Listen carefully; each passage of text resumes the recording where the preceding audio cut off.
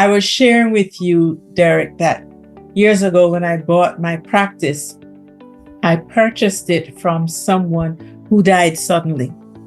And it was the value of the team who had the relationships with the patients, who felt comfortable with me, that closed that gap. And I am forever grateful to them. You touched on several things already.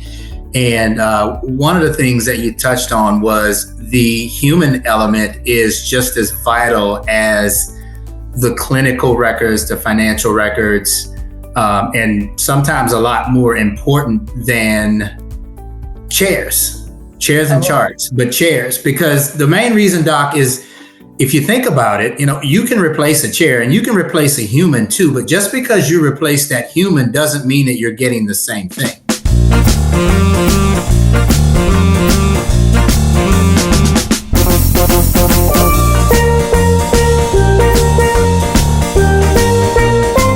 Welcome to another episode of the Irreplaceable Dental Team. And as usual, I have a super fabulous guest. See how handsome he looks? Well, his name is Mr. Derek Leonard. Derek, welcome. How are you doing? Fantastic, Doctor. How are you? Oh, all the better for seeing you, Sir D. But I know all the great things about you, but I'd like you to share a few things about yourself that you'd like our audience to know. Well, as Doctor mentioned, my name is Derek Leonard. I am known as the dental startup guy, but we do more than just startups. We do growth and expansion. And one of our specialties is to help doctors with their transition, whether they're transitioning in or transitioning out. And I've had the pleasure of being friends with this young lady that's on the camera with us now for quite some time. Not together, but we have shared the stage a couple times. We've been on cruises together, and I love her to death. And I thank her for allowing me to be able to talk to her audience today. So I look forward to this time together.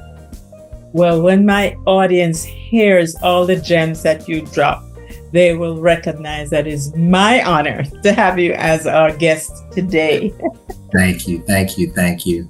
So we are going to be focusing on the team value in the purchasing of a dental practice. When we're purchasing, the buyers look at so many things, but I don't know that they really delve down and practice focusing on the human element. And I can tell you, in my opinion, it is large. I was sharing with you, Derek, that years ago when I bought my practice, I purchased it from someone who died suddenly. And it was the value of the team who had the relationships with the patients, who felt comfortable with me, that closed that gap. And I am forever grateful to them. So I wanted to pick your brain about this process, and hopefully you will be able to enlighten us, give us some gems about what we shouldn't be doing, how should we approach various things as we are looking to purchase a practice. How about that? Can I shoot some questions your way? Absolutely. You've touched on several things already. And one of the things that you touched on was the human element is just as vital as the clinical records, the financial records, and sometimes a lot more important than chairs and charts, but chairs. Because the main reason, Doc, is if you think about it, you can replace a chair and you can replace a human too, but just because you replace that human doesn't mean that you're getting the same thing. Similar to replacing a chair. If you don't go with the same quality of chair that you've replaced, you may be in trouble. So you touched on a few things there. Like you said, the team is the heart and soul of the practice. Most financially successful private practitioners and group practices, they know this. So they value the team more than anything. So because like I said, numbers are one thing, but the team is what tells you what the culture looks like, the operational flow, the patient experience, all the things that you just touched on a minute ago Unfortunately, I think I told you on one of our trips that I worked with a doctor that passed, and unfortunately, I had to work with his estate, his family. The good news is I knew them well. It was a doctor that I had known for 15 or 20 years. And so I knew the situation that he was in. Even though he had some health issues in the past, he did die all of a sudden. So we had to go out. It was a different set of circumstances versus already having something in alignment. So like you said, the team is vital in bringing in the new doctor, continuing to make the patients feel comfortable with what's going on, continuing to make the existing staff not want to run for the hills and make them feel comfortable and let them know, hey, we've got a solution in place. We just have to implement this plan and make sure that we continue on, and things are going to be better for us if we do it. I love how you worded it, the heart and soul of the practice, as you refer to the dental team. How does that filter in? How does that work? How is that worked in evaluating a dental practice for sale? Well, I don't know how far I want to dive into this, but when it comes to transitions, people don't realize it's a lengthy process. So even if you decided today that you wanted to sell your practice, this transition period may be going on for 3, 4, 5 years, and sometimes even longer, especially if the selling doctor decides to stay on and partner up with the new person or the new team that's coming in. So, but the way that it works, and I may get off topic for just a second here, but the way that it works is there's a lot of things that are done preliminarily. And then once we all come to a meeting of the minds and decide that this is going to be our sales price and we're going to have a purchase agreement in place. And by the way, let me jump off that for just 1 second and say this because some doctors don't know this. Do not say anything to your staff or your patients prior to having something in writing like a purchase agreement. Because again, it's fear. People don't know what to expect. It's the unexpected. And when we fear things, we panic. We do things perhaps that maybe we don't want to do. So don't say anything. It's not like you're keeping things from them. You're just protecting the environment. And so don't say anything to the staff. Don't say anything to the patients until you get a little bit further down the line. But once you have a meeting of the minds and you have that purchase agreement in place, there's something that's called a due diligence period where the buying doctor has an opportunity to challenge the numbers and all the great things that you said about the practice and told them about the practice before the purchase agreement. That's their period to try and determine if indeed you're as accurate as they hope that you are. So that's their time to come in and do what I call a working interview and watch the staff and see how the interaction, the undeniable tension that nobody's talking about, because all of these things determine the longevity of the purchaser. And again, no one wants to buy a practice and get $1 for $1. So they're making that investment because they want more. They want to invest so that they can get a return on that investment. So while they're going through that due diligence period, that's their time to observe the interaction of the team. Are they engaged? Are they respectful to one another? I saw, and again, I hate for going off topic on you, but I saw either in a meme or social media or something earlier where Dean Smith, and I apologize to people who don't know sports, but Dean Smith is the head basketball, or was the head basketball coach at the University of North Carolina. And he had gone out to Kenny Smith's, who is an announcer on TNT now that sits across from Shaq, for those that don't know. But he had gone out to see Kenny Smith play in a high school game. And after warmups, Dean Smith left. So all the fans and parents were like, what's going on? Did he not like something? What's going on? So someone came back and later told them that, hey, he saw all that he needed to see when no one thought that he was paying attention. Wow. And that's an incredible message to have. So when you think that nobody's paying attention to what you're doing, that's when they're paying attention. So this group that's potentially going to buy already in writing with a purchase agreement, looking to purchase this existing practice, they're looking at you when you least expect it. Obviously, you're going to put your best foot forward when you know that the eyes are on you, but the true character of a person is what you'll do when nobody's looking. Absolutely. So those are the things that you want to suggest to the staff. A practice with long-standing team members suggests loyalty and stability. And again, that's what the investing doctor or group would want to see. Yes. That we're going to be around for a long while.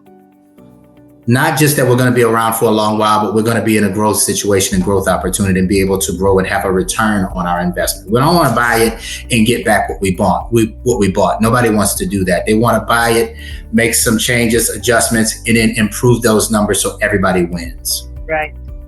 So that is a key way for buyers to assess the strength and stability of the current team by just coming in and observing and looking at the culture and looking at the camaraderie and looking at the efficiency and the effectiveness of the team. Thank you so much for that, Derek, because I tell you, a lot of times people are not thinking about that human element. Now, I have a question for you. What are some red flags related to team dynamics that potential buyers should know during that purchasing or acquisition process? The good news is I do this on a consistent basis. So the minute you ask that question, high turnover is the biggest red flag that's out there. I'm working on an opportunity here in Houston where it looks like it's going to go through, but the first question, the doctor's husband is an MBA with a huge oil and gas company. So he's heavily invested, obviously, in his wife, but in what she's doing as far as looking to purchase a practice. And so the first question that they want to know when we're talking about the staff is, what does it look like? How many longstanding team members do you have? How many people are fairly new? Do you have any open positions? And why is that position open? Including, but not limited to, associate doctors. If this practice is used to having 2 doctors in place and you only have 1, hey, what's going on with the associate doctor? When was the last one here? Why did they decide to leave? What are you in the process of doing as far as getting somebody into that door? But high turnover is huge. Going back to not saying anything to the staff or patients prior to the purchase agreement. Yeah. You don't want to wait too long either, because if you wait too long and somebody gets wind of something, the gossip and the rumors start. So you don't want to wait too long. And like I said, you want to stay away from that obvious tension. And you want to stay away from anybody on the team that is resistant to growth and change. Mm-hmm. Because they'll create. Again for the people in the back. Let me say it a little bit louder for the people in the back. Stay away from people or teams that are resistant to change and growth, because that's what this is. This is a growth opportunity. I know we have a few minutes to talk about all of this stuff, and I may mention this again, but this is a growth opportunity, not only for the incoming doctor group, but it's a growth opportunity for the people that have been in that practice and with that doctor for the last 15 to 20 years. And he or she may have been aging and not really getting out there and doing more and going after it. But now this new group wants to come in. If it's a general dental practice, they may want to bring in specialty. They may want to bring in ortho and pedo in oral surgery. They may want to bring in emergency dental. They may want to bring in sleep. You and I both know several people that are doing those things. They may want to bring in medically necessary dentistry. So if you're the leader of that team, once the doctor leaves, you're now in a position to where you might not have had an opportunity to be able to grow with the exiting doctor, but with the new group that's come in, they're looking for people that's looking for opportunities to grow, because they're growing and they're going to need people to fill those roles. If you've only been accustomed to working with general dentistry, you may need to brush up on your skills and learn a little bit more about ortho and pedo and how it works. So that way, when that opportunity opens up for a regional manager position versus just an office manager, you'll be the top candidate. And they'll look to you to do those things instead of somebody else. One of the things I think we underestimate is the attitude of each team member. Because even if you are not highly skilled in a particular area that the doctor may be interested in, and he sees your willing attitude, he sees that you are proactive rather than reactive, you're a shoo-in. To your point, we talked about not waiting too late to mention things to the team.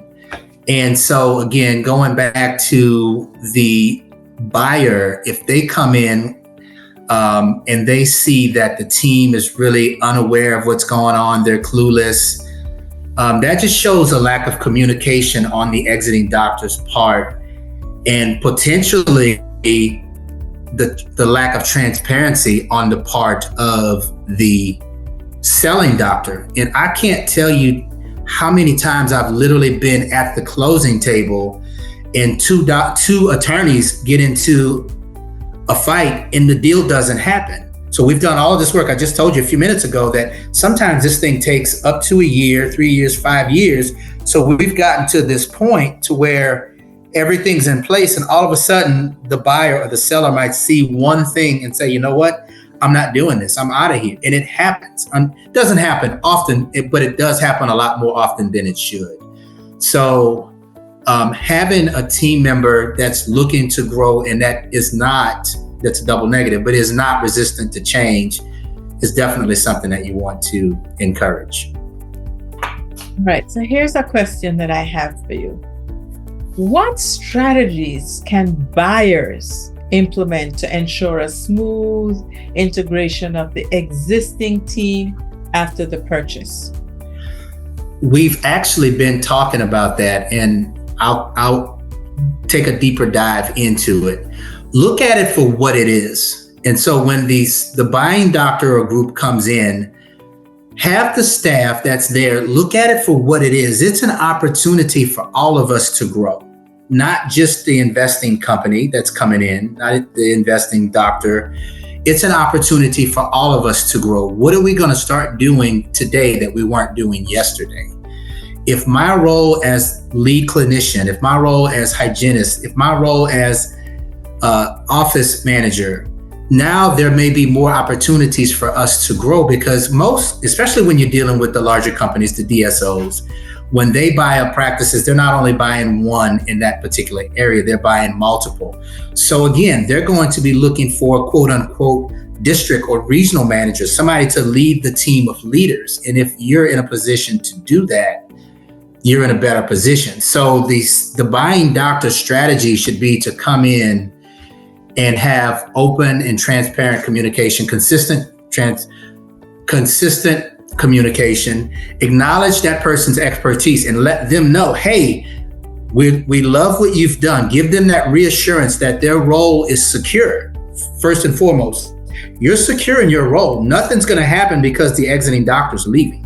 We're going to grow from this period forward, and we're going to be looking for people like you to fill those roles of increase as we increase. So show them that you're there to build the team with them, not without them. I agree with that 110%, because I remember when I acquired my practice, I said to them, I don't know these patients, but you know them all very well. So let's work together. I'm in your hands. Let's see how we can make this transition as smooth as possible.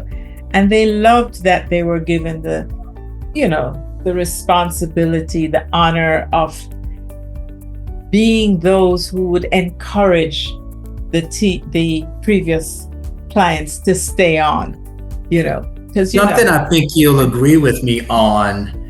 Every patient has their favorite team member. And so even though the doctor's leaving, the patients that are going to stay because of that one team member.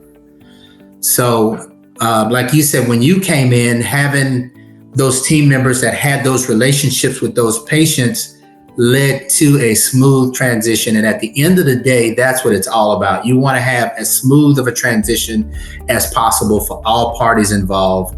That's the exiting doctor, that's the incoming doctor or group, that's the staff, and that's the patients as well. So as you were speaking, something came to mind. And I don't think I've ever mentioned this to you before, but is there any form of coaching or preparation once it's out in the open? I'm the doctor, this is my team, we're getting ready to sell the office. so that the team and the doctor can understand their role in maximizing the situation, in that the team understands the value of them stepping up so that the next owner will see their value, so that the doctor will feel confident that there won't be any sabotaging or anything like that during the transition phase. Is there any kind of preparation through coaching of the team for that? It's interesting that you asked that question, or that you bring that up. Not to make this about me, but I talked about how we do startups from the ground up, de novo offices, but also mentioned obviously transition. But in between that, I talked about growth and expansion. So let me expound upon that for just a minute. Expansion is obvious. When you want more than one location, that's expansion. But some doctors like to concentrate on what's called growth. So they may just want one location and may want to maximize profitability in that one particular location. So that's what we call growth. So by you bringing up this topic, one of the things that we do is we'll go into a practice and we'll work with them on making the improvements necessary to prepare them for sale, if that's something that they're willing to do. And again, you don't want to mention things to the staff too soon, so you'll approach it as if you're there to make improvements to the practice regardless of what happens. So you're not really telling them that we're setting this up for sale, but we're setting ourselves up for additional profitability, which hopefully you're doing some type of performance-based bonuses for your team, so they're invested as well, and they want to help the practice to grow. But once we get to that point, we may bring in somebody else. So we do offer the different types of coaching for practices that want to increase their profitability, because you've often heard, and a lot of people, they say things like EBITDA and 10x, and that's all rah-rah as far as these dental conventions are concerned. But my background is financial accounting, and I know exactly what EBITDA is, and I know what 10x is. And some people say those things and they don't really know what that is. But getting into that practice, just to give you an example. So you and I both know a young man by the name of Brian Hunter. We're all friends. Brian Hunter is the owner of Tiny Rhino, and Brian's doing some amazing things. He now has a partnership with Invisalign. And he's been promoting recently an offer that he's put out there to general dentists. And the offer that he has is he's going to bring an additional new 20 Invisalign patients on a monthly basis. And he talks about the industry standard, and it's just above 4,000, 4,200, something like that for an Invisalign case. But for sake of simplicity, I'm going to up that to $5,000. So if again, you bring in an additional 20 Invisalign cases at $5,000 per case, that's an extra $100,000 on a monthly basis. And again, because I rounded up, I'm going to round down and say that's an additional $1 million on an annual basis. So the good news about that $1 million in additional revenue is directly down to bottom line profit, because there are no additional fees that are associated with, once you pay the Invisalign fees, there's no additional staff, there's no additional rent, there's no additional marketing, because again, you paid all of those things out ahead of time. So that additional $1 million that's coming in is not just $1 million. It's actually, when you talk about valuations, it's actually a 10x valuation. So that $1 million in additional profitability is now an additional $10 million in the value of that practice. So there are things that we can do prior to this. Like if a doctor notifies us ahead of time, or not just me, there's a ton of people that are out there doing something similar. And you and I both know who they are. Or we know a lot of them, not even all of them or most of them. We know a lot of them, but there's a lot of companies that are out there and has a plan in place where they can make improvements to your existing practice if you just want improvements to that practice, or if you're preparing for a sale.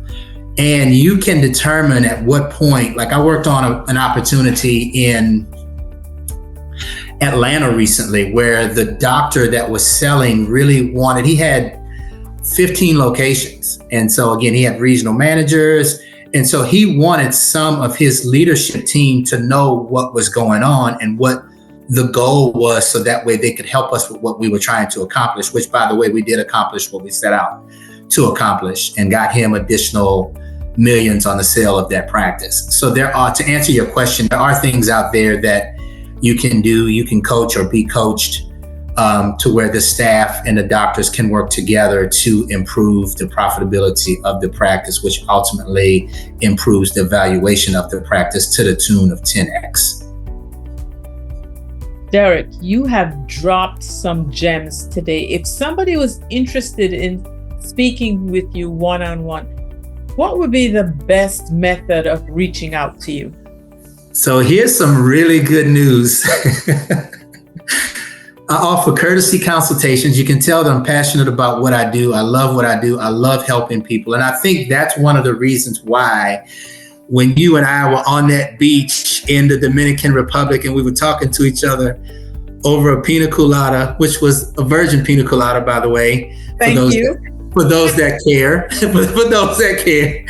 But that's what you and I bond over. We love helping other people. So if someone wants to talk with me about their situation, by all means, they can find me at, my name is Derek Leonard. I have a derekleonard.com that has it has my personal cell phone. I have received phone calls at 6 o'clock in the morning on a Saturday morning, and I'm actually building a 6,000 square foot facility for that particular guy that called me at 6 o'clock on a Saturday morning. He thought he was going to get a voicemail or an answering service, but I picked up the phone. I was half asleep, but I answered the call, and he and I figured out a way to work together. And as of the end of June, he's going to be opening again a 6,000 square foot dental facility on the west side of Houston by the end of June. We're already in the process. So I work evenings, weekends, holidays. All of my information is located at that derekleonard.com. The parent company to everything is proabc.com. That's PRO like professional, ABC like the alphabet. That's the parent company to the Dental Startup Guide. But if you want to go there, that has a ton of information, dentalstartupguide.com. I'm here, like I said, we offer a courtesy consultation. No one likes to be taken advantage of, but if somebody is serious and talking about transitioning and how can we get to 10x and EBITDA and what does that mean, earnings before interest, taxes, depreciation, and amortization, what does that truly mean to me and why? I'm happy to have those conversations with them because, like you, Dr. Lawson, we love and helping these people. Absolutely awesome. And let me tell you, this guy, he is the original Mr. Authentic. What you see is what you get. Is what you get. I can say that in all honesty. Until they see me on stage as the DJ at the dental festival or the Smiles at Sea Cruise. Well, that's another story for another day. Yes, I did have Dr. Myers Lawson out there on the dance floor, dancing the night away, having a good time. He was rocking tunes. I didn't have a choice. Yes. The legs and the body was responding to the call. But like you say, I'm authentic in everything that I do, whether it's being a DJ, whether it's helping with somebody wanting to do a startup, if it's somebody wants to transition in, somebody wants to transition out. I'm happy to have a very transparent conversation with you about what it would take to get you to where you're trying to go. So Derek, I need you to make me one promise. Are you ready? Whatever you need. You already know that. I need you to commit to coming back again to be our guest. Absolutely. There's so much more that I need to pick your brain about. I was kind of hoping we'd have a little bit more time to talk about more things. So you just, whenever you have time, Doc, I have time. I thought you were going to ask me to come to Jamaica. that may be a little bit more difficult. But yeah, another conversation about this type of stuff. I look forward to it. You just put me on your schedule and let me know when it is. Okay.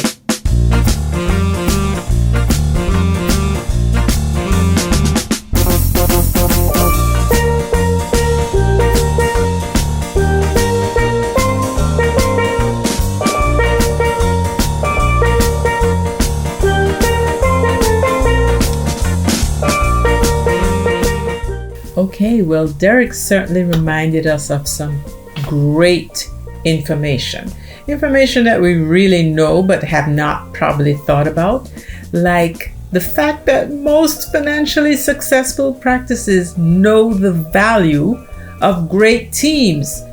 How did he say it? The dental team is the heart and soul of the practice. The heart and soul. And you know, when you're buying a practice, most people want to observe the cohesiveness and functionality of the team before purchasing. We know for sure that long-standing team members, that's a good sign for a buyer, because the high turnover of team members is a big red flag. And Derek has invited us all to take advantage of his complimentary consultation call. Remember, we can reach him at derekleonard.com. He's always available. Listen, this was another wonderful time spending with you. Life is better when we laugh, live, and learn together. Remember to subscribe if you have not, and please do not be stingy. Share, and share again.